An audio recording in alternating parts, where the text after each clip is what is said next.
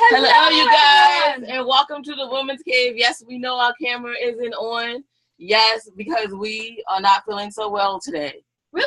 I wasn't even going to tell anybody that. I really was just going to let it go and be like, it's because my narcissism is deciding to be kind and nice and just share. Okay, fine.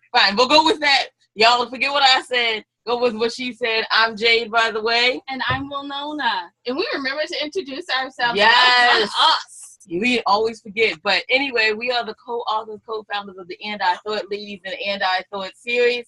And the series is available on andwethought.com. And really, we're just going to throw it to our wonderful co-host today, Tara Woods Turner. And this is part one, I think, of a wonderful interview. And welcome to Books and Company. But before we run into Books and Company, can I just say we are seriously privileged to have Tara Woods Turner and her guest here today, because this officially makes us like whole eastern seaboard of the section. What is it? Of the world. Of the world. Wow. Because it's Australia. Yeah, it's Western. Wow. Oh, whatever. I'm not good at geography. Winona, I'm shutting up now. You should have just let me be smart and throw it to Tara. I'm throwing it to Tara as well. We bow out. Thank you, ladies, for that very eye-opening introduction, as usual. So, yeah, feel better. That's not cool, right? But we're going to have a wonderful show. We're going to talk to our guest today, Mr. Aiden Bailey, author of The Benevolent Deception. So, ladies, sit back and enjoy. And Aiden, kind sir, how are you today? Or I should say, how are you this evening? Good. How are you? I'm good. Thank you. So yes, we're doing all the time zones here. Why don't you tell us a little bit about what's going on in Adelaide, Australia today? Today we had the Tour Down Under, which is the cycling competition. So that went past our house. I don't know if cycling's big in the States, but it's kind of like the Tour de France, but it's the Australian equivalent. So that's what happened today in Adelaide. It went past our house and we sat outside and watched it. So, wow. So how many cyclists must that have been? That must have been... My friend was a mad keen cyclist. He told me there's about 140 who compete professionally, and then there are thousands of guys and women in their lycra suits cycling all over. That's amazing. That's the New York Marathon on two wheels. Yes, yeah. So were you one of those devoted citizens handing out cups of water, or were you looking through your window with a jelly donut? Like, wow, good for them. Actually, my daughter and her friend set up a lemonade stand and was selling lemonade. So that was our contribution. That's awesome sauce. I like that.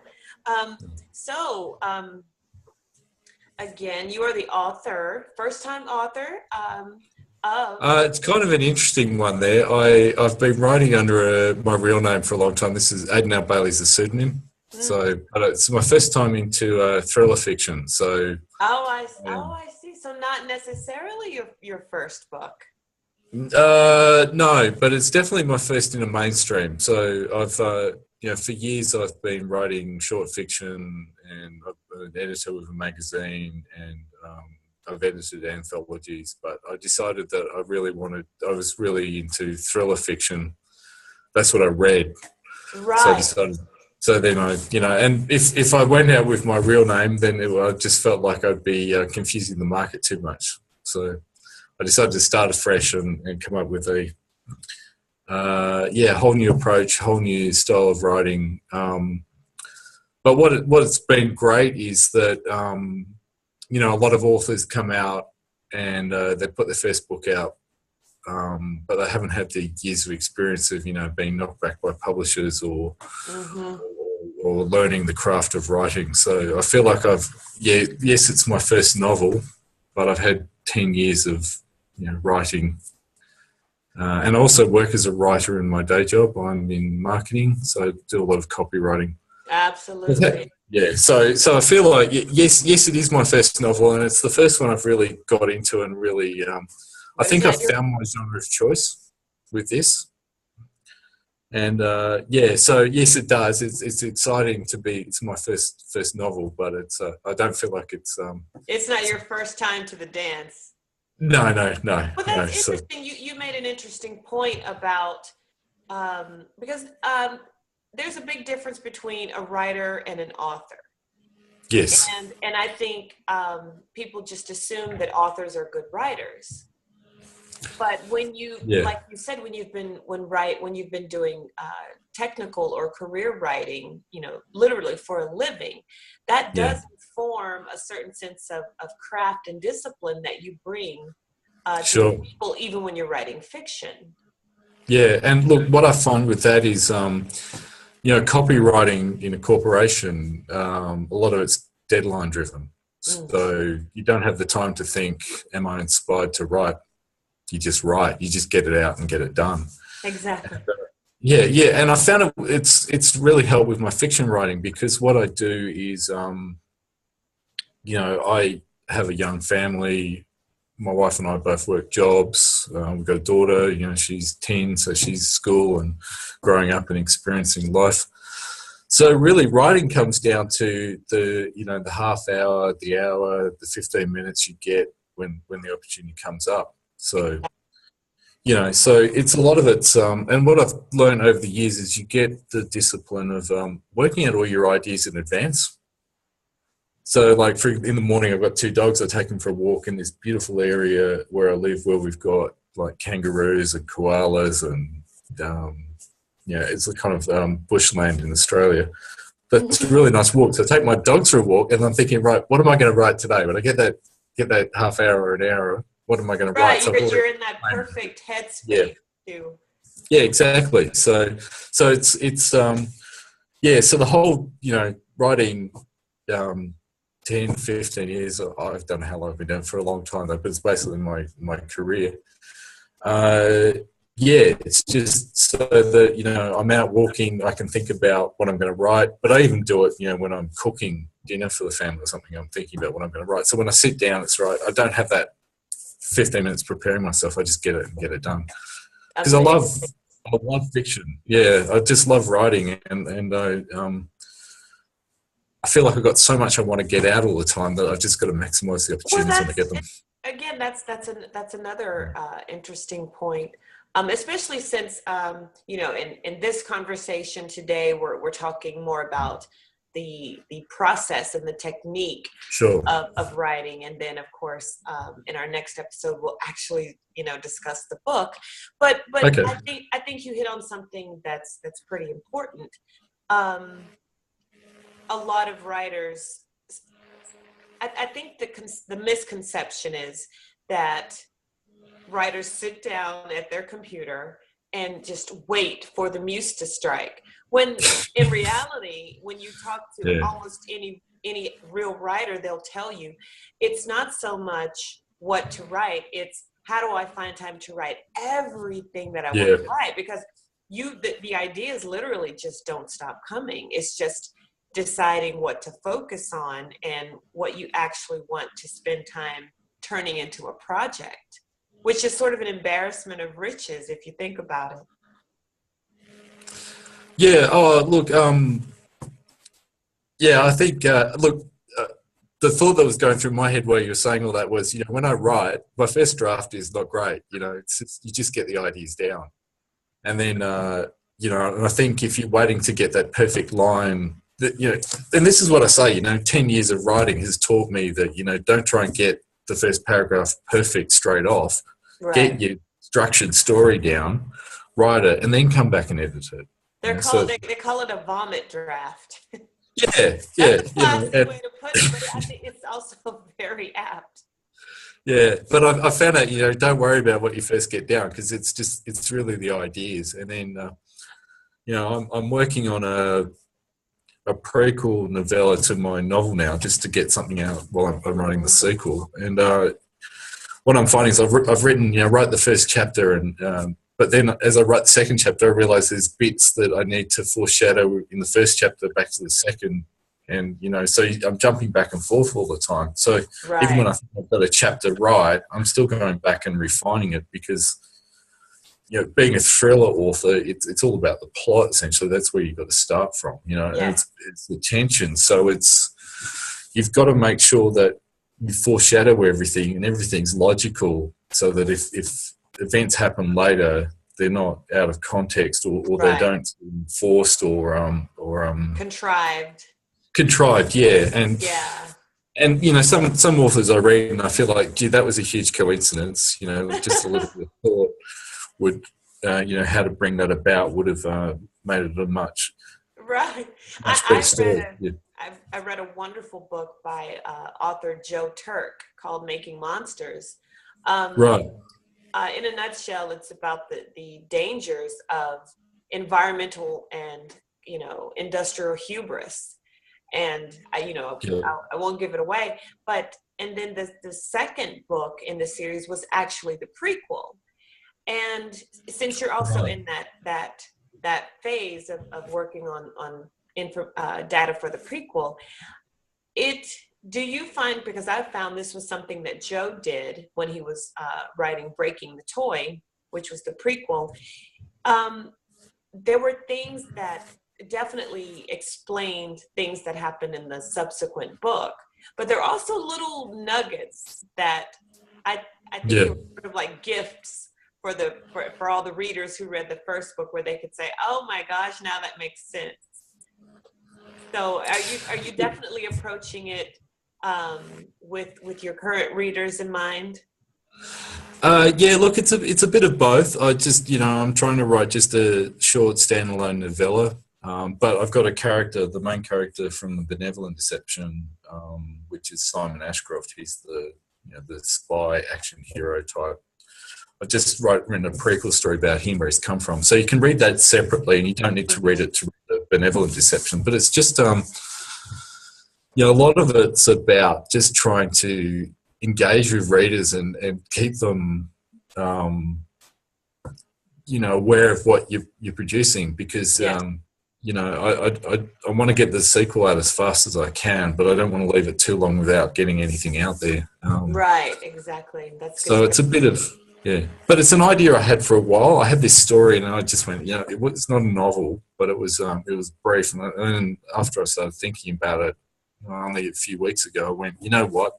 If I put the Simon Ashcroft character in, it actually makes a good story, and the themes behind it relate to what the character's going through in The Benevolent Deception. So it kind of sets up a lot of his character, like why he behaves the way he does in my novel. And it does give... That's important. We inform a character's motivation. I honestly find that's about 80% of the believability factor. It really is. Yeah. Because we've all had that moment where we say, would he really do that? That's sort of... So I do think about that a lot with my characters. It's just like...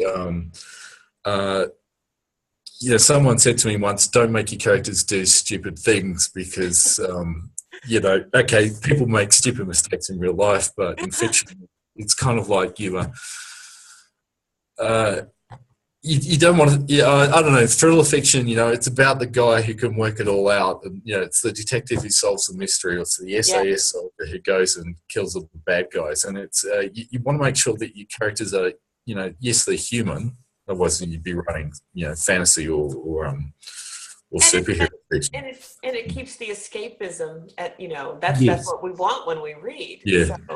So yes. So now you're writing in an extreme, well, I'll put it this way. Creatively, and then on the business side of writing, we'll tackle this question, but you are writing in mystery and thriller. The mystery and thriller category. That's that category is doing amazing things, as it's always going to be in the top 3 as far as reading category. So how do you approach that from the business side, because it definitely takes a little bit of knowledge about the publishing world to stand out, and then creatively that must be quite a thrill, because they say you should always write the book that you would like to read yourself. Yeah. Look, that's part of the reason why I went down the thriller path, because I just went, you know what, of all the books I'm reading, 95% of them were thrillers. And so, I thought, that's the genre I'm interested in. I got opportunities in a niche genre, and I just followed that for a while. But it never really took off for me because and I think it was because I didn't have the passion as much as I did about writing thriller fiction. Right. But what I've learned as my past experience is that I think you've got to be true to the conventions of the genre. Mm-hmm. So, it's plot driven. There's a mystery. There's danger. There's relationships. Multiple conflicts. Yeah, multiple conflicts. A mystery with a deeper and deeper layer.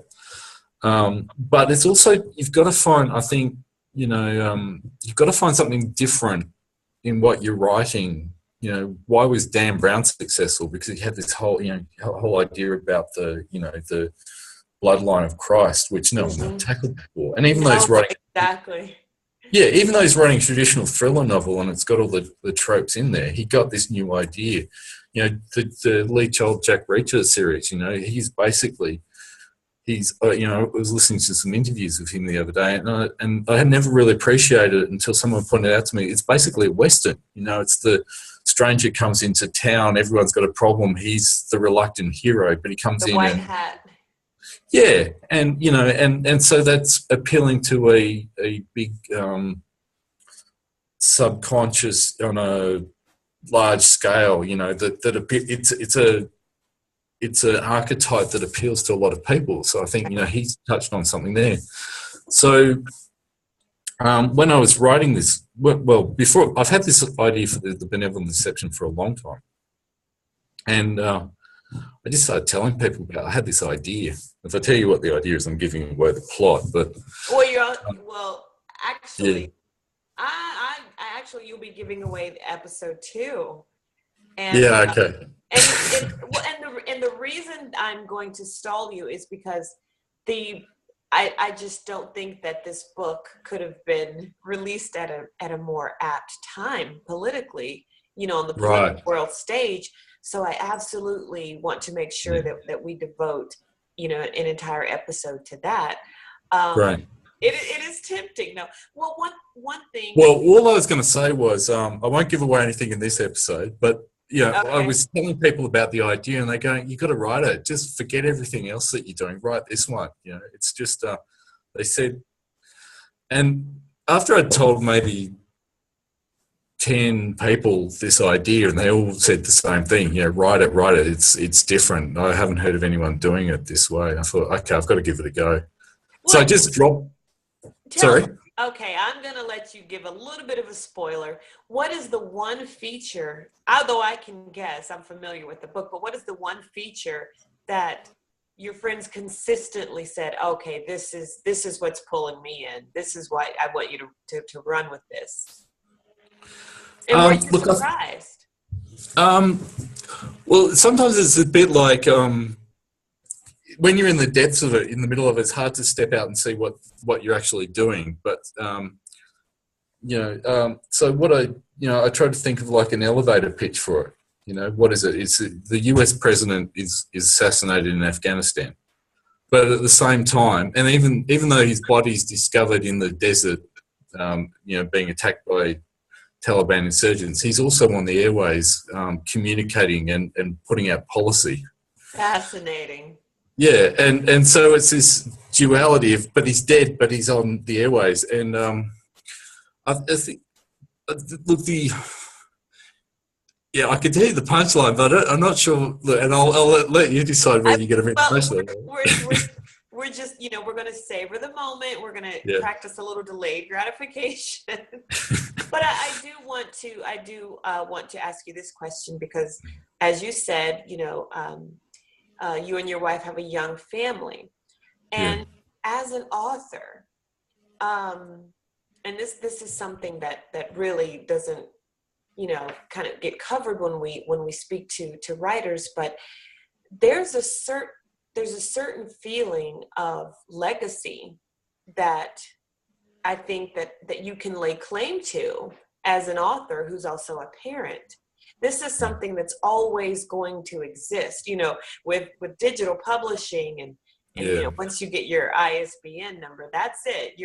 That book will never go away. And when you look at your children, that must be an amazing feeling. Look, I actually got the paperback copy the other day. Yeah, literally yesterday. Congratulations! That's thanks. amazing. Oh, look, it's just because I have to order it from the US, so by the time it shipped over here, it took a while. But when I looked at it, I got excited, and then I showed my daughter, and I dedicated it to my daughter and wife, and she got really excited about it. And you know, she thinks my day job is boring. You know, but as an author, she thinks it's fantastic, you know, that I write these books. And she's not young, she's not old enough to read it yet, just because, you know, some of the content and the language. But you know, she's definitely excited. And, you know, and I suppose I'm going a bit off topic here about, you know, how it affects kids. But, you know, the whole idea behind the book is what happens if one person actually can take control of everything and tell us what's real and what's not. Right. You know, it's and you know, and just because we see the media and it tells us one thing, or if a politician puts out a policy or makes a statement about something, my book's about what happens if that's all hacked and that can be modified. So it's looking into the future of, you know, where we're going with the whole information age and what's real. And if you modify the medium, it's never too early to teach your children critical thinking. Yeah. And you know, analyze not only the content but the source. So that's a very important connection. So thank you. Fascinating. Yeah, so a lot of the characters in it, you know, you get to the end of the book and you'll think like, so was that character really the character I thought it was, or was it somebody else? Mm-hmm. So has this created any budding writers in your family? I don't know. Like my wife, she did ballroom Latin dancing, so she really got into that. And then now my daughter's into gymnastics. But, you know, I don't, just because I have a huge passion for writing doesn't mean that I want to push my daughter into something like that. I just want her to find what her passion is and, you know, and pursue that. Because I think, you know, we all have our own things that we're interested in and want to do. And, you know, if everyone wanted to be a thriller writer, that's all that would be out there to read. That's not right. You know, so, you know, you know, I watch my wife when she watches, you know, so, you know, when So You Think You Can Dance was on, we were watching that, you know, and I'm going, oh, that's fantastic dancing. And she's going, yeah, but the line's not right here and they didn't move in time in that sequence and stuff. But, you know, I got to really appreciate, you know, she could see all the technical things that I couldn't, but I do the same when I'm watching a TV show and go, but that character should have known about this. Right. But what I get was, you know, she has this passion in dance, and I'm starting to see my daughter's getting a passion in gymnastics. So, you know, if that's what they want to do, you know, my daughter might change her mind and try something else later. But you know, that's I don't. Just because I love writing doesn't mean I want everyone else to do it. You know, right. If that was your question. Well, I have a final parting question for you. Sure. Now, and I'll let you sort of go over. You've had an extremely varied career, all the way from Right. Asia to Africa. So how do all of those different experiences, and they necessarily must inform your writing, how does all of that come to play? Quite wonderfully when you're writing an international thriller. You had the benefit of those experiences. Sure. Look, when I started off going into university, or what you call college, I just I didn't really know what I wanted to do, and I kind of went into engineering. And what I realized was I found it quite difficult, particularly the mathematics. And I kept thinking, you know, I'm not that smart. But then when I looked back at it later, I'm dealing with people who are incredibly smart with mathematics. So, you know, even though I might be in the top 95% on mathematics, you know, everyone else was the top 99%. But anyway, I just, I think I've always had this. Yeah, exactly. So I just went, you know, it's just because I'm not a great engineer doesn't mean I couldn't do other things. But I always had this creative passion. Like, you know, I knew I wanted to be a writer since I was about 6 or 7 when I first saw Star Wars, and I went, I want to do that. I want to write stories. Yeah. And, you know, when I was a kid, I was making films at school and getting involved in theatre productions and things like that. But I did an engineering degree. It got me into a global American construction company. They were doing, you know, building mines in Indonesia, or you know, processing plants in Saudi Arabia, or defence installations in the US. And I got involved in writing all their marketing submissions. And so I just, I just had a knack for it. So when I started doing it, they said, well, we're actually winning more jobs. So that's kind of how I transitioned out of engineering into marketing. Wow. But before that, I worked on a lot of remote projects. So I'd worked on construction of a pipeline through the middle of the Australian desert. And, you know, I've been in some of the biggest mines in Australia, and I've been on massive coal-powered fire stations. Oh my God. So that was the, you know, getting experience with this kind of industry. So, you know, so I've had a lot of corporate experience, and particularly with big multinationals.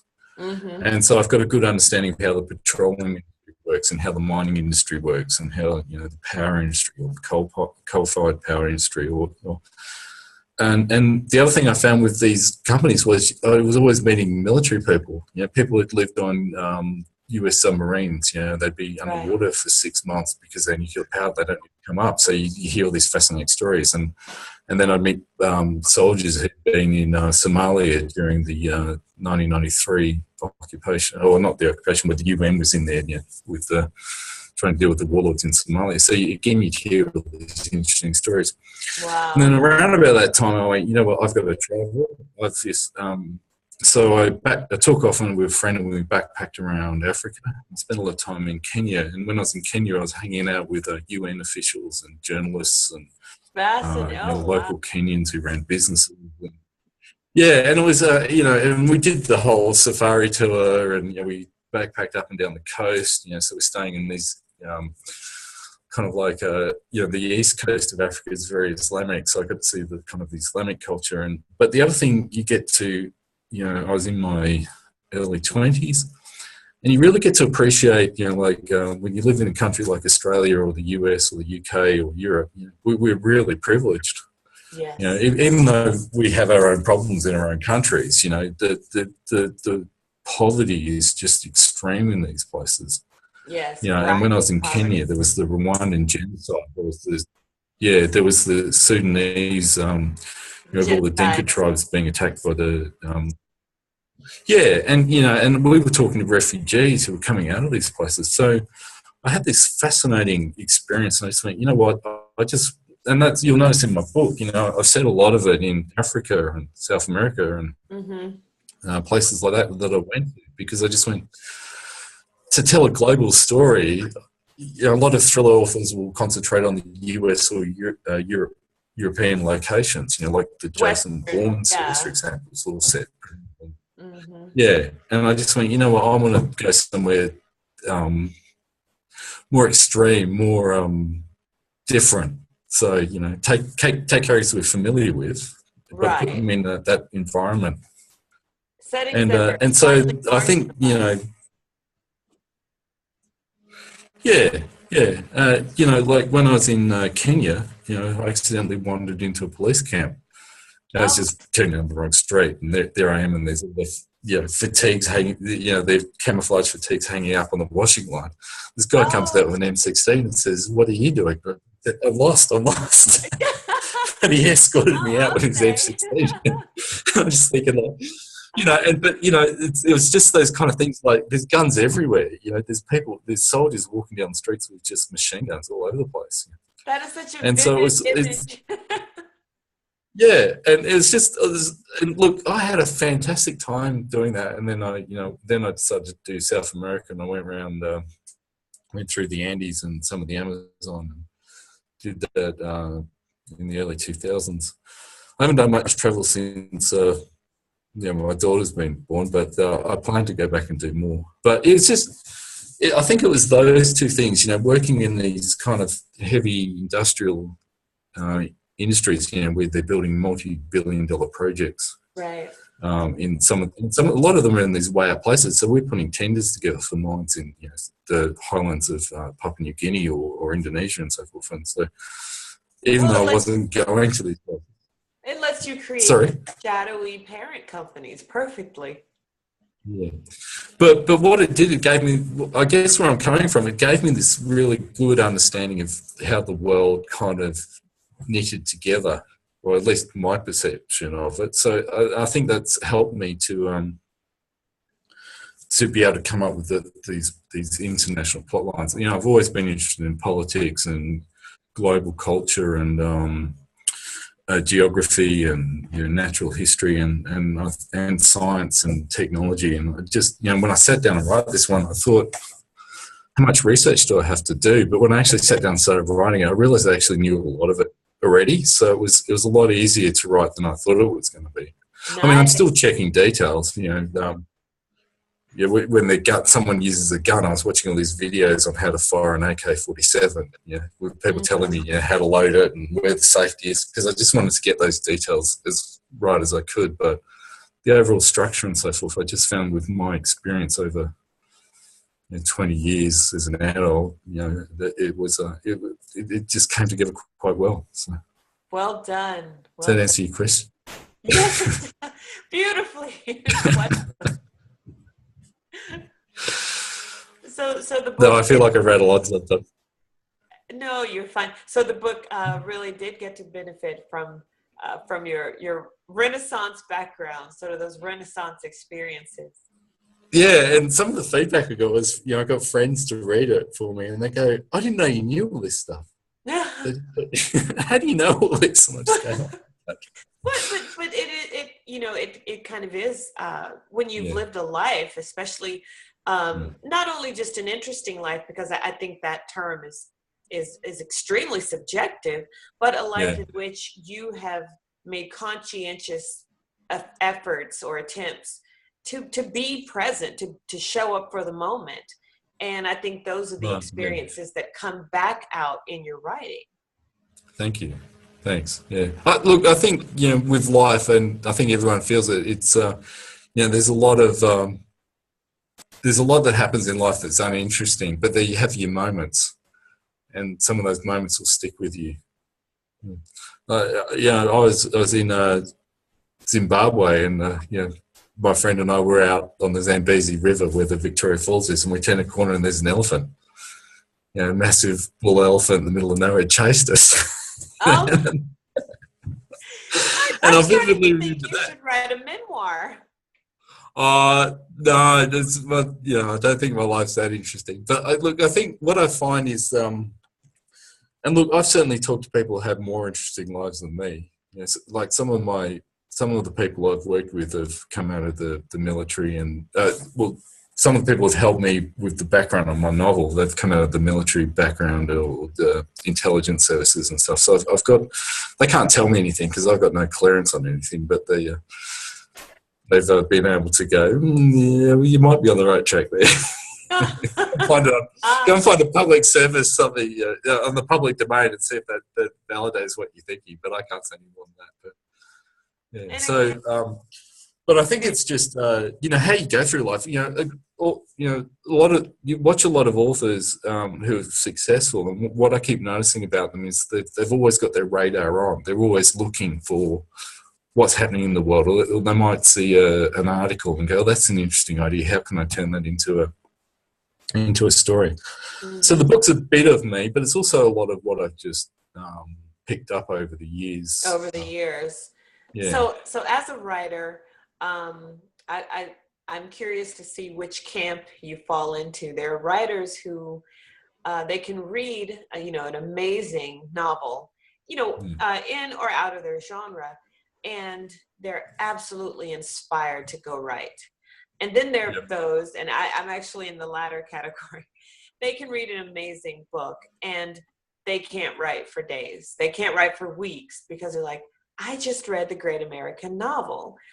I don't know how I can top that. Of course, it's a temporary feeling. It's just a sense of appreciation for the work. Because I know myself, as far as fiction is concerned, when I read Charlotte Bronte or, Shakespeare, of course, that's an obvious one. Joe Turk is one of my favorites. Tennyson, I'm a big fan of Tennyson. Byron, S.E. Hinton. I mean, I could go on and on. I find that it's Mary Reynolds, of course. It's almost impossible for me to write. I have to let a week or two go by because I just don't see how it could be done any better. Okay. So are you the former or the latter? Look, I love great writing, but I like just your populist escapism writing too. Like I'm reading a Jack Reacher novel at the moment by Lee Childs, and that's just it's thoroughly entertaining. But there's I wouldn't say it's a great. It doesn't have the great depth, but as a thriller writer, he's absolutely brilliant the way he crafts. He's extremely talented. Exactly. Yeah. And actually, sorry, go on. Oh no, I'm sorry. Were you waiting for me? So. I was just going to say, look. What I find is that I know there's areas where I'm good. People tell me I'm really good at plotting, but when it comes to other elements, I know there's a lot I can work on. For example, one thing I'll do with my wife read the draft of the novel, and she's kind of said, you could develop this character a bit more, or this kind of the relationship between the main characters, Simon Ashcroft and Casey. She pointed out a few things where that wouldn't quite work or didn't come across as realistic, particularly from a female point of view. So you go, okay, well, I'm not as strong on that as I'd like to be. You always want to be better at everything you do. Yes. But I think it's just, you just accept it, I'm not going to be good at everything, but I'm going to keep trying to improve the whole way through. And the only way to do that is keep writing and keep putting stuff out there, keep putting out new books. And, somebody once said to me, if you read a latter Stephen King versus one of his earlier books, when he started writing, God knows, what is it, 30 years ago now. He said the difference between his style is, phenomenal. He's improved so much over that time, and I think you just got to go. You are where you are at the time you're writing it. So you can get hung up about I'm never going to write the great novel, but the great novelists started somewhere. I'm sure the first things they wrote weren't that great, right? But we just it's the stuff that is really good that is remembered. You can. Speaking of Stephen King, he's a big advocate of paring down the writing and then building it back out as you go. I remember a quote where he said if he could, he would absolutely ban adverbs. There's no need to use an adverb. And I think that as a technical writer, as a copywriter, that has probably I would say that's probably benefited your writing immensely. Definitely, immensely.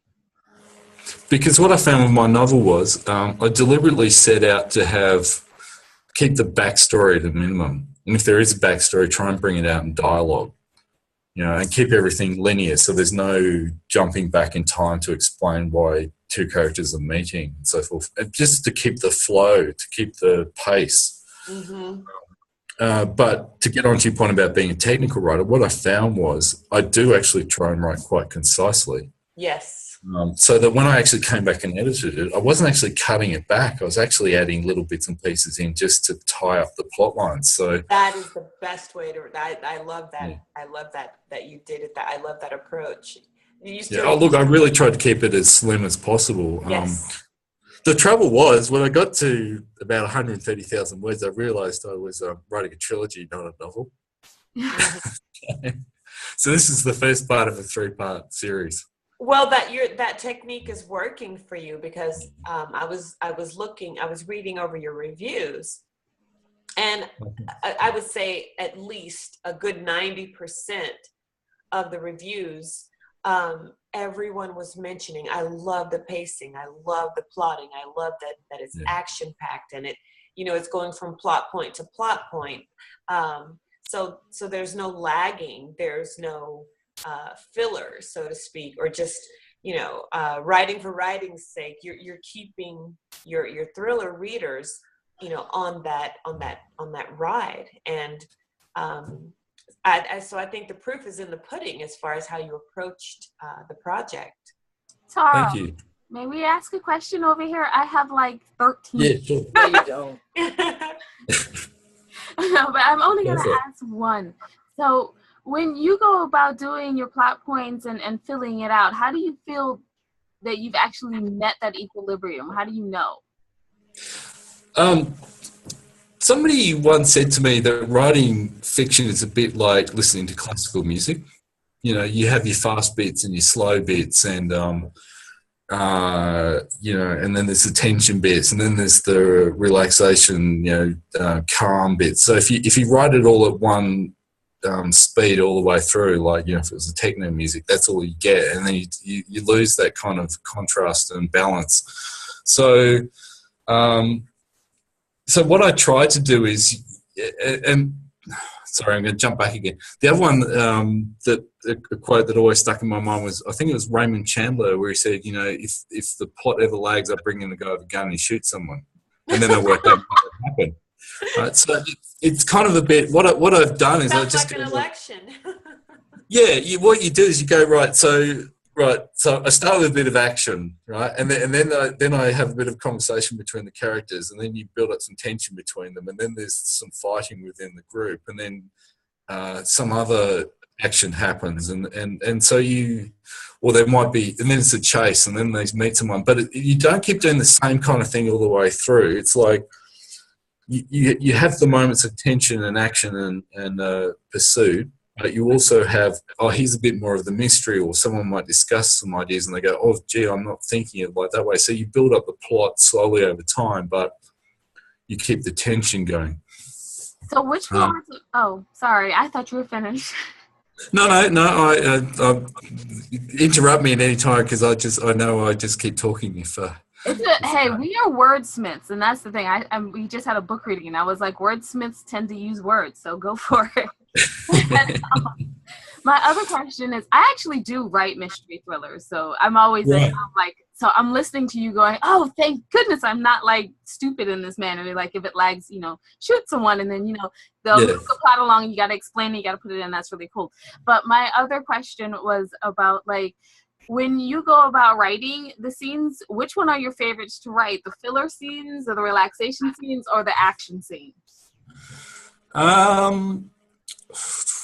That's a good question. I think like in the benevolent section, I think my favourite scene is the one where they're being chased. Casey and Simon, the two main characters, they're being chased across Africa, and they're being chased by the Kenyan military, and then they're in the desert, and then they blow up their car to try and slow the soldiers from chasing them. Then the soldiers disappear, and then the next thing they're being shot at by a jet fighter, and they're running across. And that was just so much fun to write, because it just kept how can I make this more tense? How can I throw these curveballs in it? How can I have something that's just different to usual action sequence? And the way they get out of it, I hope is quite creative, but also drives the plot along.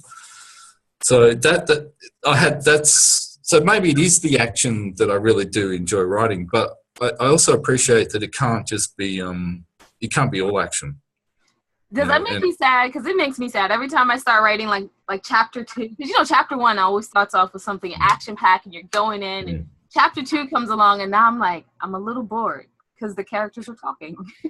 But it makes but there's another way you can look at it. Like, you can have two people having a conversation, right? They might be talking about a dead body. But if you want to make that more interesting, they could be on a high-speed train going through Japan, right? And they don't know where the train's going to. So there's tension there because they're in movement and they don't know where they're going to, but they're still discussing the same plot point. So that's why I try to be very visual in the way I describe the scenes where they are. For example, there's a scene between Simon and Casey, and they're sitting in a restaurant discussing, who she is and why he needs to protect her, because he doesn't know and she doesn't know. But they know people are trying to kill them both, but they've got no idea why. And there's police cars going up and down the street outside. So even though it's dialogue, you can create the tension by having things going on in the background. So you're seeing an undercurrent of tension going at low voltage at all times. Yeah, and it's just a lot of books I've read. Maybe I'm reading the wrong books. I just feel like I don't get this sense of place, and I try to write more like a movie. Right. Like try and visualize what's happening, where are they? If I'm going to take the characters to Africa, describe Africa. Otherwise, what's the point in sending them there? Why is it different? And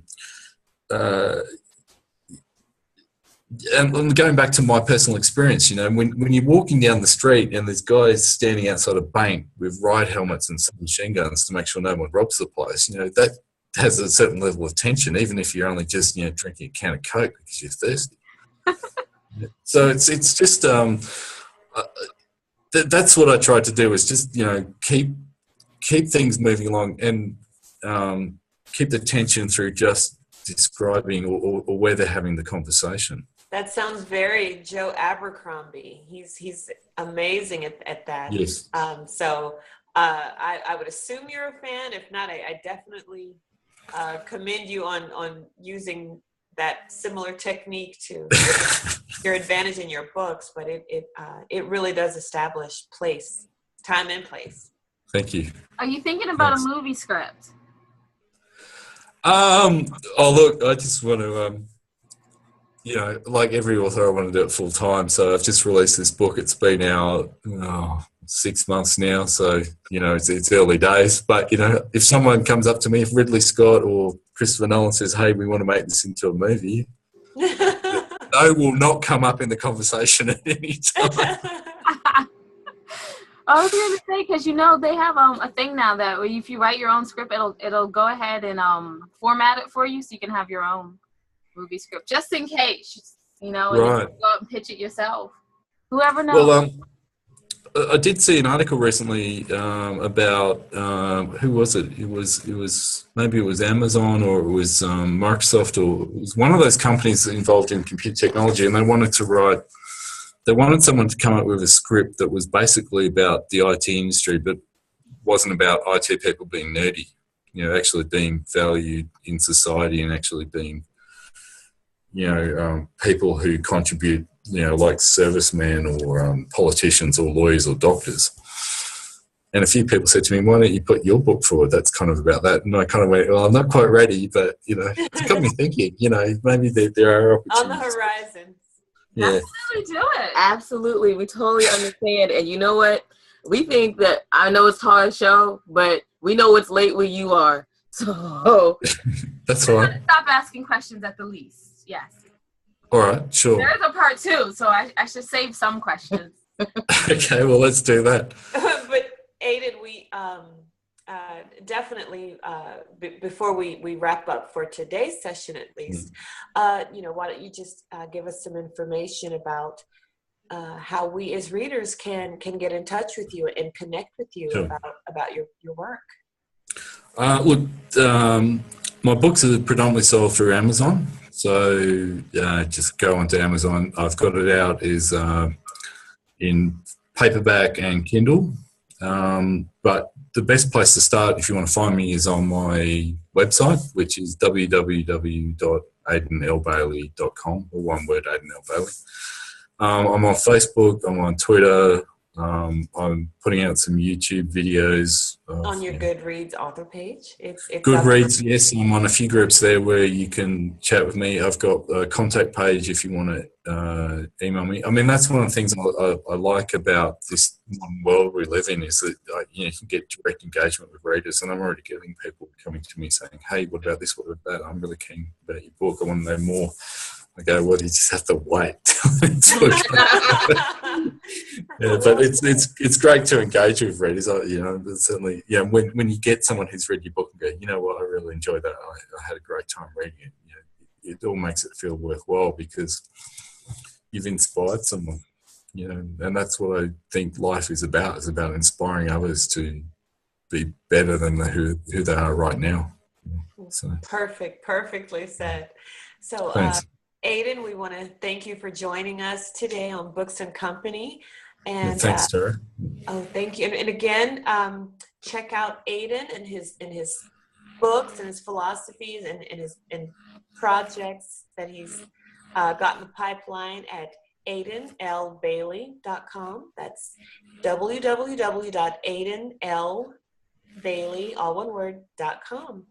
And we're not done with you yet, sir. We are looking forward to continuing the conversation with you soon. There'll be a part 2. But for now, we want to thank you for joining us today on Books and Company. Oh my Thank you very much. God. You did a great Yeah, job. she's so super and professional. She's gonna make people like her more than they like us. So when you get off at the TV show, you better bring us along. We're joking. We're joking though. But where can people check you out, Tara? Thank you. Sorry, I missed that. What was that? We said when she gets offered the television show, she better have us on as guest. Hey, this is my first interview since I've released my book. Really? Oh. Well, congratulations and thank you for being on our show, our silly show at that. Well, not Tara. So Tara's not silly, but we are the ladies. No, it's been fun. I've enjoyed it. I really have. I didn't know what to expect, but thank you. We're not quite done. We're still recording. We're still recording. So we're still recording, are we? Okay, I'm sorry. I thought we'd gone off air at this time. No, not yet. But we'll still keep that in, you guys, because that's going to be real fun and it's awesome. But Tara, where can they find you for your stuff? Oh, sorry, I missed that, dude. Tara? I'm so lost in the storm. Hold on. Sorry, guys. I was just laughing. But yes. I can be found on my own website, and that is simply www.tarawoodstturner.com. Again, all one word. That's TARAWOODSTURNER.com. And there you'll find all my social media links, all the platforms that I'm available on, Twitter, Facebook, Pinterest, Instagram, Amazon, Goodreads. It's all there, guys. Just reach out. Love to hear from you. And yes, so that's how you guys can connect with me also. So pretty much you can reach out and touch anybody. This is amazing. So we have been the And I Thought ladies. And I'm Jade, and this has been a very fun episode of Books and Company, and we are so pleased that we're Mr. Bailey's first interview because we're like never anyone's first anything. So this is exciting. It's like interviewing the new Tom Clancy. Right, right. And then we're going to be like, but he's all famous. And we're like, no, he was on our silly show this one time. We have posted on the internet. So I think we should probably wrap this up for real. So this is Jade. And this is Winona. And we would like to say, our tagline, of course, wisdom is all around you if you're open to finding it and accepting it. So peace and love. Bye-bye, you guys.